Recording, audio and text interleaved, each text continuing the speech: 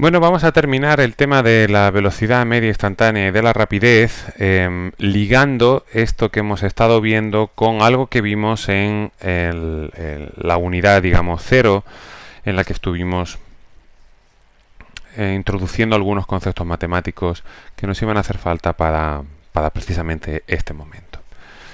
Bueno, vamos a volver al archivo de GeoGebra y recordemos que habíamos escrito que la velocidad instantánea, que se podía escribir así, era igual a este límite, el límite cuando delta t tendía a 0 de esto de aquí. Esto recuerda muchísimo a lo que ya habíamos escrito en ese vídeo, si queréis, buen momento para volverlo a ver, en el que decíamos que esto se podía escribir así, precisamente este límite, cuando el denominador, digamos, tendía a 0, ¿vale? Aquí sería con un vector. La letra griega mayúscula D, esto es delta, ¿verdad? La D mayúscula griega pasa a ser, se escribe como una D minúscula latina, o también con esta otra notación. Entonces, en aquel momento lo llamamos cambio instantáneo que sufría la función y utilizábamos la S de t, ¿de acuerdo? La S es una letra que se utiliza mucho en física, aunque introduce bastante confusión, pero la idea es que fuese semejante a lo que íbamos a ver aquí. Bueno, pues esto es lo que vimos precisamente. La velocidad es nos va a venir dado mediante esta expresión, y eso es la derivada de la posición con respecto del tiempo. Y la derivada es la pendiente de la recta tangente a la función posición cuando está representada en función del tiempo. Aquí es muy importante hacer una aclaración porque hay dos tangentes, estamos hablando de dos tangentes y nos podemos confundir. ¿De acuerdo? Nosotros hemos dicho hace un momento que la velocidad era tangente a la trayectoria.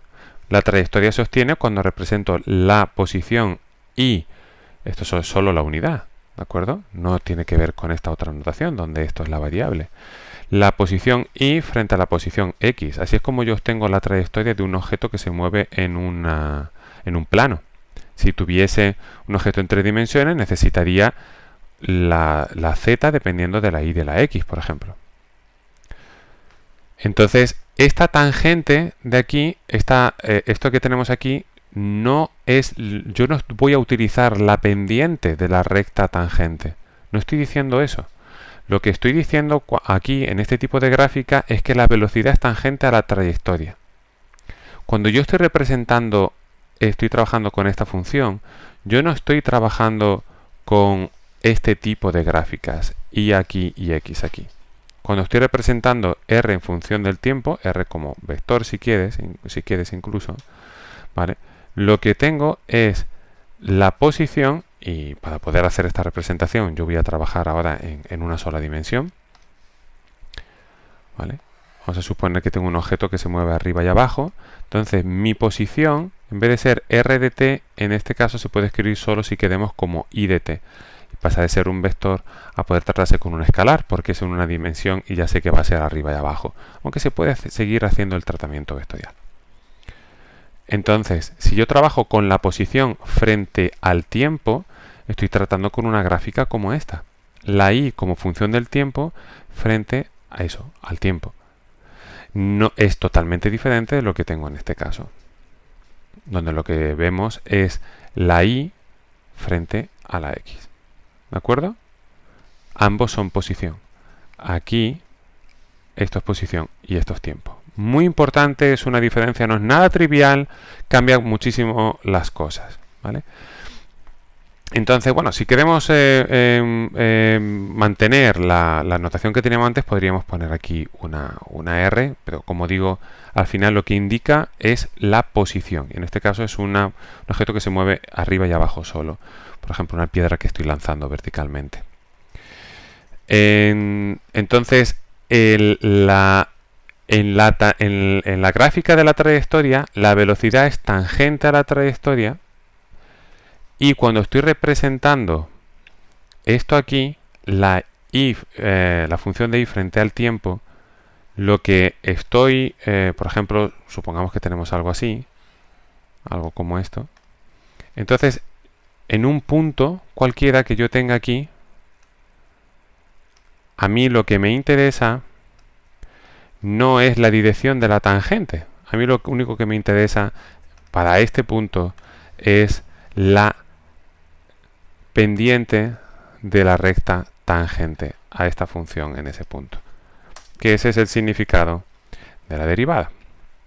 Entonces, tenemos dos tangentes, estamos hablando de dos tangentes, pero cuando trabajo en la trayectoria, cuando estoy representando la trayectoria, la tangente me va a decir la dirección y también el sentido de la velocidad, pero no me va a dar el módulo. Y cuando estoy trabajando en este otro tipo de gráficas, la tangente me va a dar el módulo de la velocidad, pero no me va a dar ni dirección ni sentido. ¿Queda eso claro? Es muy importante porque en esta gráfica es que no se puede, digamos, yo no puedo representar, si fuera capaz de representar r de t frente a t como vector, ¿de acuerdo? Pero no puedo hacerlo, ¿eh? Entonces lo único que tengo es esta posibilidad, ¿eh? Entonces en esta tangente, en esta gráfica, la tangente me da dirección y sentido, y en esta otra gráfica la tangente me da el módulo, ¿eh? De la velocidad instantánea, ¿de acuerdo? No de la rapidez ni de la velocidad media, de la velocidad instantánea. Muy bien, eso es muy importante. Entonces, imaginemos ahora que nos dicen en un ejercicio que yo tengo r de t, ¿de acuerdo? Ahora volvemos al vector. Me dicen r de t es 3t al cuadrado. Me tienen que dar las componentes, entonces me dan 3t al cuadrado en la dirección y, que es recordemos que y es el vector unitario en la horizontal, más 6t en j, que es la dirección vertical, ¿vale? Recordemos, j es así y la y es así, y tienen módulo 1, son vectores con módulo 1 ambos.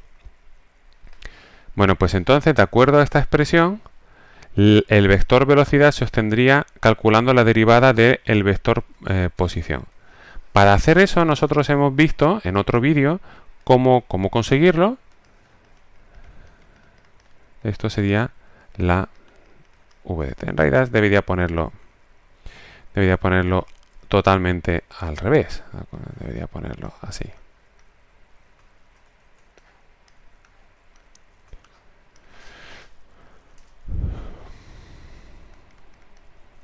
Bueno, entonces sería la velocidad como vector sería igual a la derivada del vector posición. Y eso se consigue derivando cada uno de los elementos que tengo aquí. ¿Cómo? Bueno, los vectores no los tocamos, los vectores simplemente nos van a indicar las direcciones que luego vamos a calcular y para ese vector, y tengo que derivar entonces este elemento y este otro elemento. Recordemos las dos normas que debemos utilizar. La primera es que si hay un número multiplicando lo dejamos como está. Nosotros no interferimos con ese número, ni con el 3 de ahí, ni con el 6 de aquí. Y luego el t cuadrado se deriva indicando el 2, escribiendo el 2 delante multiplicando, y luego la potencia de t se reduce en un valor. Entonces antes era 2, ahora es 1, y el 1 no se escribe, ¿no? Ahora 6 por t, bueno, pues el 6 lo hemos dejado, y ahora la potencia de t sería, t tiene potencia 1, bajaría el 1, y ahora tiene el nuevo valor del exponente. Si antes era 1, ahora sería 1 menos 1, que es 0, y nosotros sabemos, ya lo explicamos en el correspondiente vídeo, que t elevado a 0 es 1, ¿eh? ¿De acuerdo? Toda variable cuando se eleva hacia 0, el resultado es 1. Entonces sería 1 por 1, es decir, que al final todo esto podría simplificarse y quedarse sencillamente como esto. Y lo mismo pasaría aquí, 3 por 2 se podría simplificar y escribirlo como 6t. Si queremos, bueno, podemos escribir otra línea para no ser muy tan ahorrativos, ¿verdad? Esto sería 6t con y esto sería más 6 en la dirección de j. Lo que no podemos hacer, es un error relativamente frecuente, es operar entre estas cosas y estas otras, porque esto es en una dirección, esto te indica lo que pasa en la horizontal y esto me está indicando lo que pasa en la vertical y una cosa no interfiere con la otra. ¿De acuerdo?